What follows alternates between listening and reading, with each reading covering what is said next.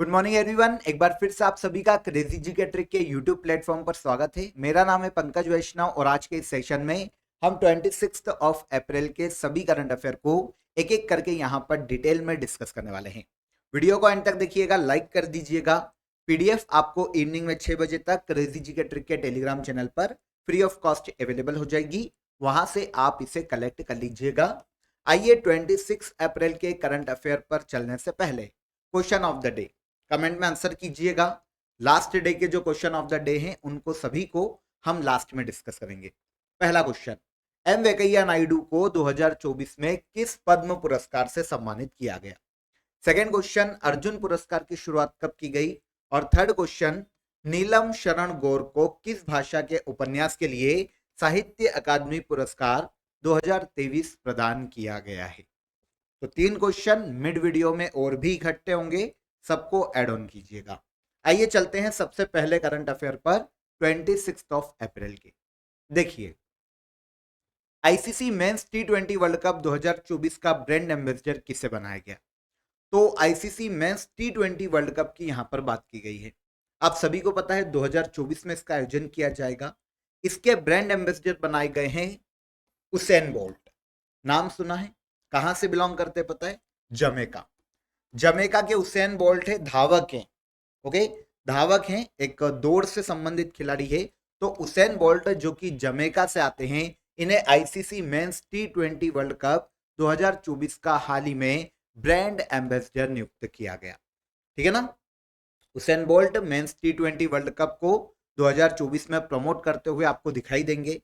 Jamaica से belong करते हैं। 2008 में इन्होंने बीजिंग ओलंपिक में 2 गोल्ड मेडल अपने नाम किए थे दौड़ में। 100 metre, 200 metre, 4x100 metre race में, रिले रेस में इनका वर्ल्ड रिकॉर्ड है। ये विश्व रिकॉर्ड धारक है। ठीक है, यहां पर पुरुष टी20 वर्ल्ड कप 2024 की बात करें तो हमें यह पता होना चाहिए कि आयोजन कहां किया जा रहा है। तो आयोजन संयुक्त रूप से 2024 में वेस्ट इंडीज और अमेरिका में 1 से लेकर 29 जून तक किया जाएगा। टी20 वर्ल्ड कप है 2024 का। ब्रांड एम्बेसडर कौन बने? Usain bolt. आगे आए, सेकंड क्वेश्चन देखिए, वर्ल्ड इंटेलेक्चुअल प्रॉपर्टी डे, विश्व बौद्धिक संपदा दिवस कब मनाया जाता है? तो वर्ल्ड इंटेलेक्चुअल प्रॉपर्टी डे की बात करें तो यह हर साल मनाया जाता है, ऑब्जर्व किया जाता है 26 ऑफ अप्रैल को। बौद्धिक संपदा जानते हैं क्या होता है? इंटेलेक्चुअल प्रॉपर्टी की बात करें तो देखिए, कोई भी इनोवेशन, कोई भी आर्ट, कोई भी डिजाइन या फिर कोई भी लिटरेचर, है ना, ये सभी जो कि यूनिक लिखे गए हैं, पहली बार लिखे गए हैं या पहली बार कोई इनोवेशन किया गया है, तो आपको पता है उन सभी पर पेटेंट होता है, कॉपीराइट होता है ना, ये सभी होती है इंटेलेक्चुअल प्रॉपर्टी। जिसका पेटेंट है, जिसका कॉपीराइट है, उसके अलावा उसको कोई भी ऑफिशियली अर्निंग के लिए यूज नहीं कर सकता। तो ये है वर्ल्ड इंटेलेक्चुअल प्रॉपर्टी। ओके, अब इसके लिए पूरे वर्ल्ड में लोगों को बढ़ावा देना, लोगों को जागरूक करना मुख्य उद्देश्य वर्ल्ड इंटेलेक्चुअल प्रॉपर्टी डे को मनाए जाने का। इंटेलेक्चुअल प्रॉपर्टी के प्रति पूरे वर्ल्ड में लोगों को जागरूक करना। ठीक है, इंटेलेक्चुअल प्रॉपर्टी के प्रति लोगों को जागरूक करना वर्ल्ड इंटेलेक्चुअल प्रॉपर्टी डे का मुख्य उद्देश्य। डन। कब मनाया जाता है? 26 ऑफ अप्रैल को। अब आपके सामने क्लियर हो जाता है कि डे क्या है, कब मनाया जाता है, तो यहां पर काम हो जाएगा।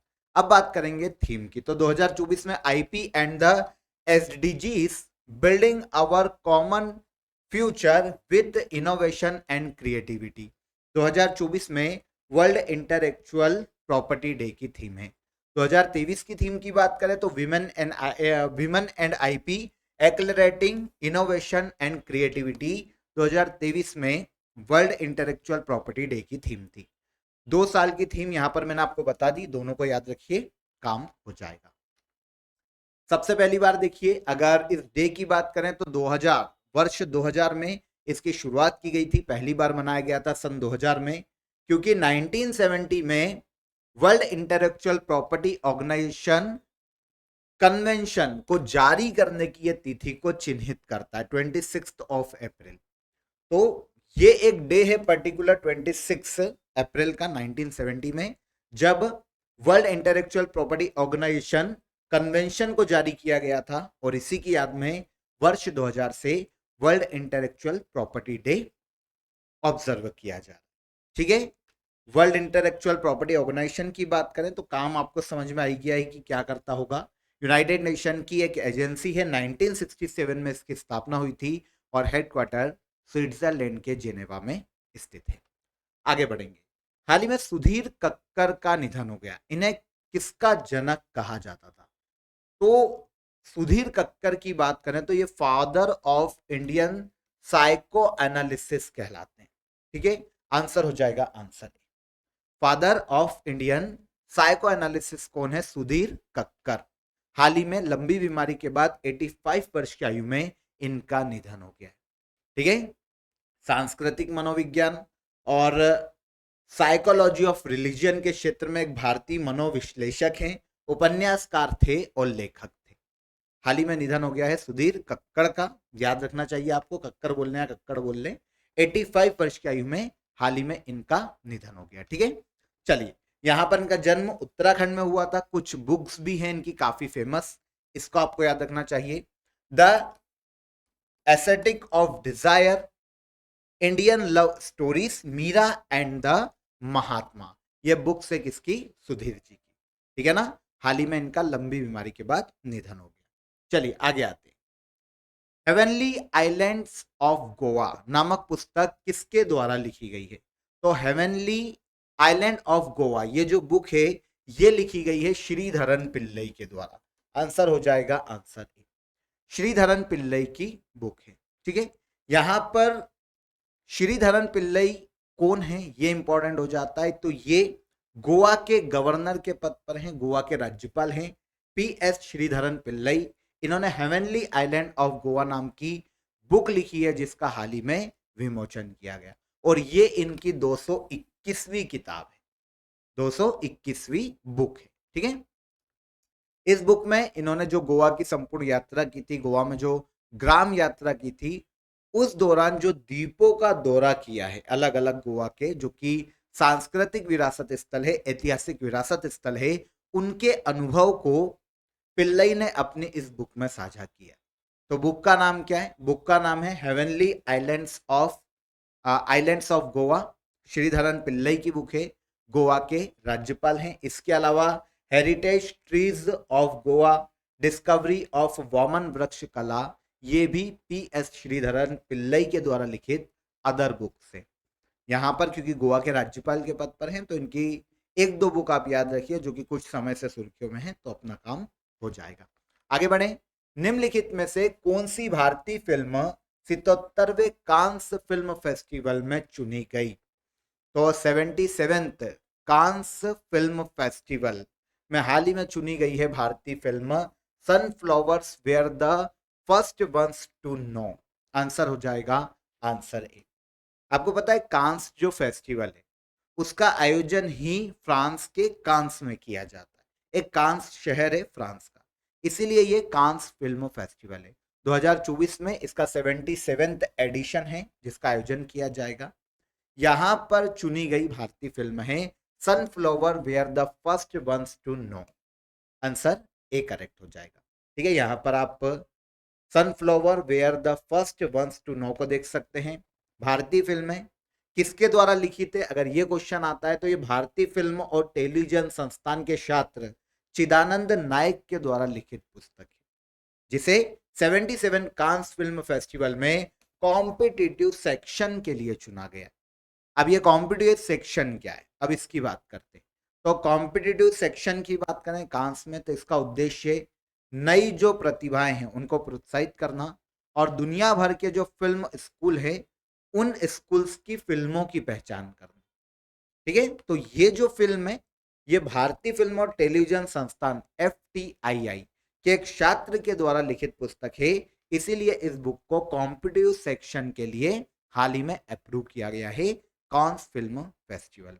ओके, तो 77वें कांस फिल्म फेस्टिवल का आयोजन फ्रांस के कांस नामक शहर में 15 से लेकर 24 मई 2024 तक किया जाने वाला है। ठीक है, चल नेक्स्ट मंथ मई माह में कांस फिल्म फेस्टिवल के 77th एडिशन का आयोजन किया जाएगा।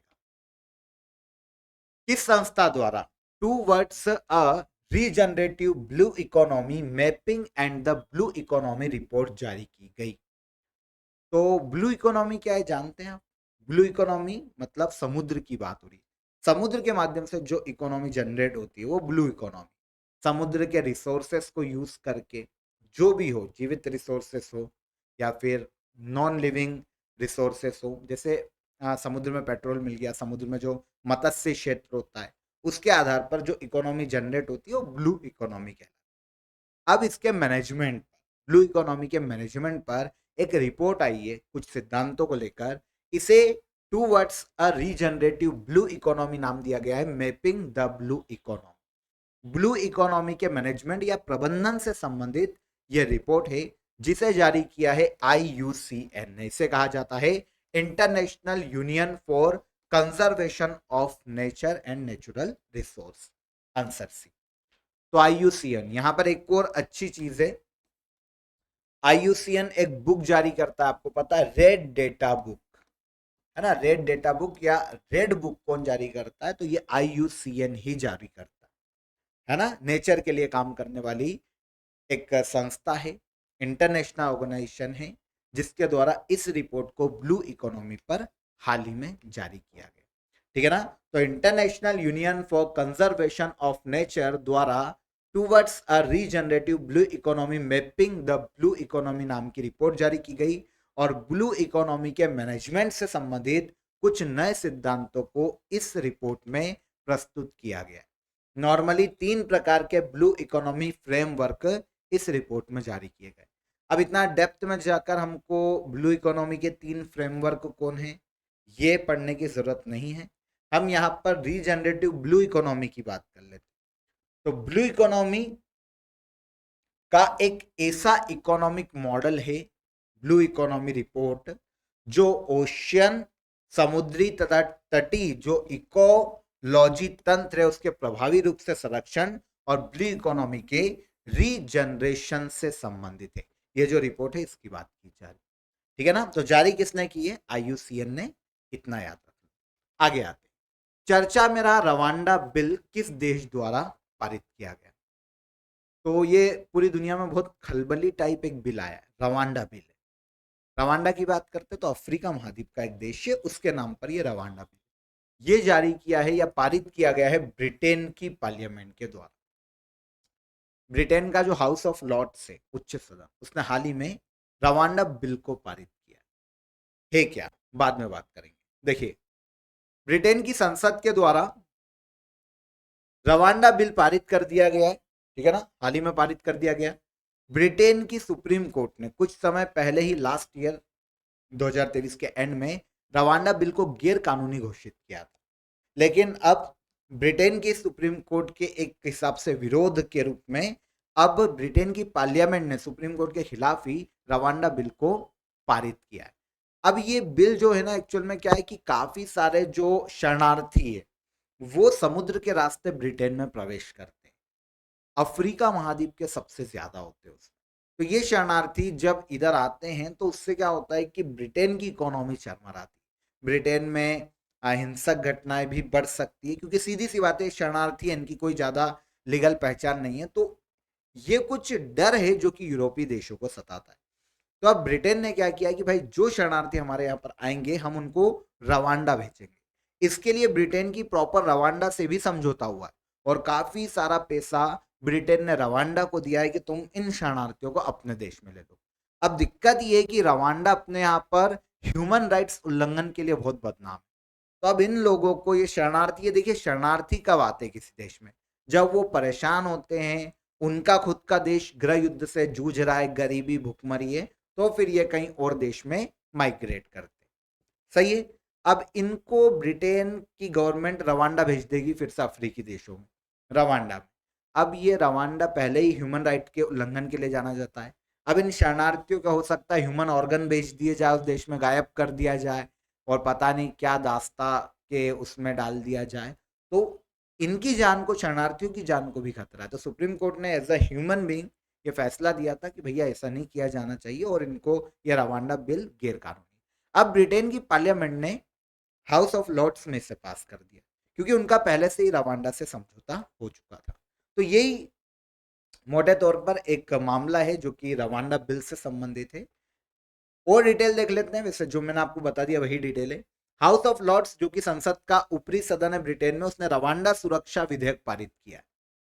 नए कानून के तहत ब्रिटेन में अवैध रूप से पहुंचने वाले किसी भी शरण चाहने वाले को अब रवांडा भेज दिया जाएगा। छोटी नावों पर क्यों ब्रिटेन ऐसा क्यों कर रहा है? देखिए, ब्रिटेन में छोटी नाव जो कि समुद्र में, ये क्या शरणार्थी क्या करते हैं, पैसा देते हैं नाव वालों को, नाव वाले क्या करते हैं, उनको इंग्लिश चैनल वगैरह पार करा के ब्रिटेन भिजवा देते हैं अवैध रूप से। इन छोटी नाव से ब्रिटेन पहुंचने वाले प्रवासियों की पहले संख्या 2022 से पहले 299 थी, 4 साल पहले, मतलब 2018 तक। लेकिन 2022 का एक सर्वे आया है और उसमें इन शरणार्थियों की संख्या 45,000 से ज्यादा हो गई। तो ब्रिटेन में अवैध रूप से प्रवेश करने वाले या शरण चाहने वाले इन लोगों को वापस अफ्रीका के रवांडा भेजा जा रहा है। ठीक है, यही रवांडा बिल है जो कि ब्रिटेन की पार्लियामेंट में हाल ही में पारित हुआ। एशियाई अंडर 20 एथलेटिक्स चैंपियनशिप में दीपांशु शर्मा ने गोल्ड मेडल जीता है। दीपांशु शर्मा किस खेल से संबंधित है? तो दीपांशु शर्मा की बात करें, जिन्होंने एशियाई अंडर 20 एथलेटिक्स चैंपियनशिप में गोल्ड अपने नाम किया, ये भाला फेंक के खिलाड़ी हैं, जेवलिन थ्रो खिलाड़ी। अभी तक हम नीरज चोपड़ा को जानते, अब इनको भी याद रखो, दीपांशु शर्मा। अब आपके दिमाग में क्वेश्चन आना चाहिए कि एशियाई अंडर 20 एथलेटिक्स चैंपियनशिप का आयोजन कहां किया जा रहा है? तो इसका आयोजन किया जा रहा है यूएई के दुबई में। यूएई के दुबई में एशियाई अंडर 20 एथलेटिक्स चैंपियनशिप का आयोजन किया जा रहा है, जिसमें भारतीय भाला फेंक खिलाड़ी दीपांशु शर्मा ने 70.29 मीटर का भाला फेंक कर गोल्ड मेडल अपने नाम किया। और इसके अलावा भारत के ही रोहन यादव ने 70.03 मीटर का भाला फेंक कर सिल्वर मेडल इसी प्रतियोगिता में अपने नाम किया। तो दीपांशु शर्मा और रोहन यादव दोनों ही भाला फेंक के खिलाड़ी हैं भारत के। ठीक है, इसके अलावा भी कुछ और खिलाड़ियों को भी याद रख सकें तो इसी प्रतियोगिता में 1500 मीटर दौड़ में प्रियांशु ने सिल्वर मेडल अपने नाम किया, भारत के हैं। और भारत की आरती ने महिलाओं की 10,000 मीटर रेस वॉक में ब्रॉन्ज मेडल अपने नाम किया। ठीक है, अब एशियाई अंडर 20 एथलेटिक्स चैंपियनशिप की बात करते हैं। तो इसका आयोजन एशियाई एथलेटिक्स एसोसिएशन के द्वारा करवाया जाता है। ठीक है, 20 साल से कम उम्र के जो एथलीट है वो पार्टिसिपेट करते हैं एशिया के देशों के। सबसे पहली बार शुरुआत 1986 में इंडोनेशिया के जकार्ता में हुई थी और 2024 में इसका आयोजन कहां किया जा रहा है? यूएई के दुबई में। क्वेश्चन हमारा दीपांशु शर्मा से था, जिन्होंने जेवलिन थ्रो में गोल्ड अपने नाम किया, भाला फेंक के खिलाड़ी। State of the climate in Asia report 2023 किसने जारी की? तो state of the climate in Asia report, इसे जारी किया है वर्ल्ड मेट्रोलॉजिकल ऑर्गेनाइजेशन। आपको नाम से समझ में आएगा कि एशिया के क्लाइमेट पर यह रिपोर्ट है। अंदर कुछ चीजों का एड्रेस किया है, लेकिन हमसे इंटरनली चीजें एग्जाम में कम पूछी जाएगी, तो आप डायरेक्ट रिपोर्ट याद कर लो कि किसकी है। तो WMO की रिपोर्ट है, वर्ल्ड मेट्रोलॉजिकल ऑर्गेनाइजेशन ने हाल ही में state of climate in Asia report को जारी किया है। ठीक है, रिपोर्ट के प्रमुख बिंदु क्या है? तो 2023 में एशिया दुनिया की डिजास्टर कैपिटल रहा, इस रिपोर्ट में कहा गया है। 2023 में एशिया दुनिया का डिजास्टर कैपिटल रहा। इसके अलावा बाढ़ और तूफान के कारण एशिया में सबसे अधिक संख्या में लोग हताहत हुए हैं, परेशान हुए हैं, काफी आर्थिक नुकसान झेलना पड़ा है। और इसके अलावा भारत के पूर्वी तट पर बंगाल की खाड़ी में समुद्र के जल स्तर में भी वृद्धि हुई है, जो कि वर्ल्ड एवरेज का लगभग 30% अधिक है। कुछ चीजें हैं जो की पॉइंट्स हैं, उनके बारे में यहाँ पर मैं आपको बता तो रहा हूँ, लेकिन ये इतना इंपॉर्टेंट आपके लिए नहीं है। अगर कोई यूपीएससी की प्रिपरेशन कर रहा है तो फिर रिपोर्ट के इंटरनली डिटेल्स पूछी जाती है, अन्यथा हमारा यहीं पर काम हो जाए। इसके अलावा जापान और कजाकिस्तान में रिकॉर्ड उच्च तापमान दर्ज किया गया है, वर्ल्ड मेट्रोलॉजिकल ऑर्गेनाइजेशन ने अपनी इस रिपोर्ट में बताया है। तो एशिया के क्लाइमेट को लेकर इस रिपोर्ट को किसने जारी किया?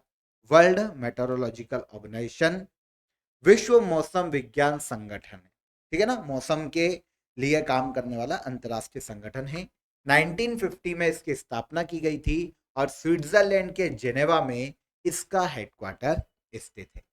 आगे आते हैं, लास्ट क्वेश्चन है आज के करंट अफेयर का। विश्व टीकाकरण सप्ताह 2024 का विषय क्या है? तो विश्व टीकाकरण सप्ताह, वर्ल्ड इम्यूनाइजेशन वीक 2024, वर्ड इतना टफ है, एक तो मुंह में प्रॉब्लम है तो बुला भी नहीं रहा है। विश्व टीकाकरण सप्ताह 2024, इसके अगर हम थीम की बात करें तो ह्यूमनली पॉसिबल। देखिए पहले तो ये समझिए कि ये सप्ताह या वीक कब मनाया जाता है, तो ये वीक मनाया जाता है हर साल अप्रैल के लास्ट वीक के रूप में, ठीक है ना। टीकाकरण को प्रोत्साहन देने के उद्देश्य से मनाया जाता है। 2024 में इसकी थीम की बात करें तो humanly possible immunization for all 2024 में विश्व टीकाकरण सप्ताह 2024 की थीम है।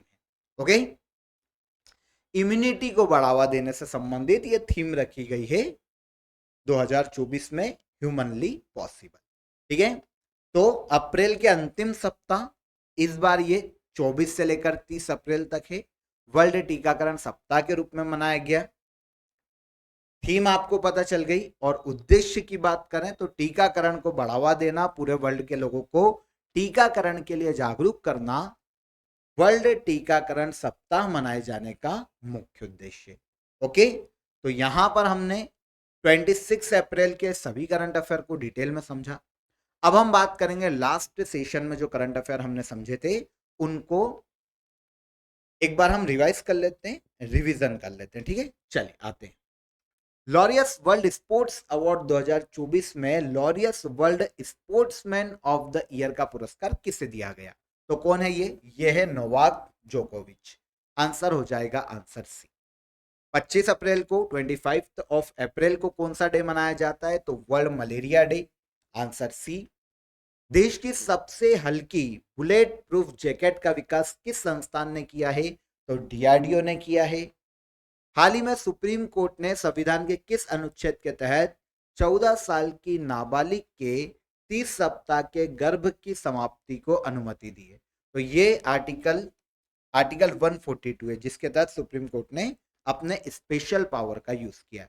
प्रोफेसर नईमा खातून को किस यूनिवर्सिटी की पहली महिला वाइस चांसलर नियुक्त किया गया? तो नईमा खातून की बात करें तो ये अलीगढ़ मुस्लिम यूनिवर्सिटी की नई वाइस चांसलर हाल ही में बनाई गई, ठीक है। वर्ल्ड एनर्जी लीडरशिप अवार्ड 2024 में global energy transition impact award किसे प्रदान किया गया? तो यह दिया गया है सुल्तान अल जाबेर। कहां से बिलोंग करते हैं? यूएई से, है ना। हाल ही में किस राज्य ने खोंगजोम दिवस मनाया? तो कौन सा है ये है मणिपुर राज्य। Answer B. किस पश्चिम एशिया देश में पहली बार हिंदी में रेडियो का प्रसारण किया गया? तो हिंदी में रेडियो का प्रसारण पहली बार किया गया है कुवैत में। यहां पर मैंने आपसे एक क्वेश्चन पूछा था, अगर आपको याद हो, कि कुवैत के पूर्व में कौन सी खाड़ी देखने को मिलती है? तो फारस की खाड़ी, गल्फ ऑफ पर्शिया, है ना, देखने को मिलती है कुवैत के पूर्व में, ठीक है। छठे अंतरराष्ट्रीय आपदा रोधी अवसंरचना सम्मेलन, international conference on disaster resilient infrastructure सम्मेलन का आयोजन कहां किया गया? तो यह आयोजित की गई है नई दिल्ली में। और लास्ट क्वेश्चन क्या था? भारतीय वायुसेना द्वारा रॉक्स और क्रिस्टल मेस 2 मिसाइल का परीक्षण किया गया। रॉक्स और क्रिस्टल मेज 2 की रेंज क्या है? तो रेंज है 250 किलोमीटर से अधिक। Answer C. अब आते हैं लास्ट डे के current affair question of the day पर, जो हमने आपको दिए थे। कमेंट सबके लगभग सही आए, उसमें कोई डाउट नहीं है। देख लेते हैं 15 अप्रैल। देखिए मिड वीडियो में मैंने आपसे 2-3 क्वेश्चन और पूछे थे, हम उसकी भी बात करेंगे। 15 अप्रैल से भारत और किस सेना के मध्य एक्सरसाइज डस्टलिक का आयोजन किया गया? तो भारत और उज्बेकिस्तान के मध्य में एक्सरसाइज डस्टलिक का आयोजन किया गया, भारत और उज्बेकिस्तान। हाल ही में कौन सा बैंक लक्षद्वीप में शाखा खोलने वाला पहला निजी बैंक बना? एचडीएफसी।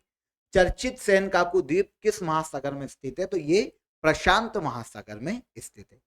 एक क्वेश्चन, मुझे क्वेश्चन देखने पड़ेंगे। एक क्वेश्चन मैंने आपसे कुवैत का पूछा था, वो मैं आपको बता चुका हूं, कुवैत के पूर्व में फारस की खाड़ी देखने को मिलती है। एक क्वेश्चन मैंने आपसे पूछा था डेफ T20 आईपीएल के बारे में कि किसने जीता है? तो ये जीता है नहीं, किसको हराया, बेंगलोर की टीम ने किसको हराया, तो डेफ हैदराबाद ईगल्स को हराया। और सीपरी का खर्च पूछा था, सैन्य खर्च के मामले में पहले स्थान पर कौन, तो सैन्य खर्च के मामले में पहले स्थान पर है अमेरिका, सीपरी की रिपोर्ट के मामले में। ठीक है, मुझे देखना इसलिए पड़े क्योंकि क्वेश्चन यहाँ पर थे नहीं, तो मिड वीडियो में जो पूछे थे 3 क्वेश्चन ज्यादा थे।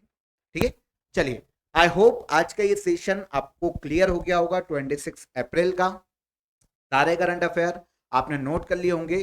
पीडीएफ आपको क्रेजी जी के ट्रिक के टेलीग्राम पर मिल जाएगी। आप रूट एप्लीकेशन को डाउनलोड कर लीजिएगा प्ले स्टोर से। वहां पर आपके लिए रेलवे की अगर आप प्रिपरेशन कर रहे हैं तो टारगेट बैच अवेलेबल है, रेलवे के लिए टेस्ट सीरीज अवेलेबल है, ईयरली करंट अफेयर की आपके पास लिए ई बुक और hard copy, physical copy available है। काफी सारे फ्री बेनिफिट है, तो आप रूट एप्लीकेशन को डाउनलोड करना मत भूलिएगा प्ले स्टोर से।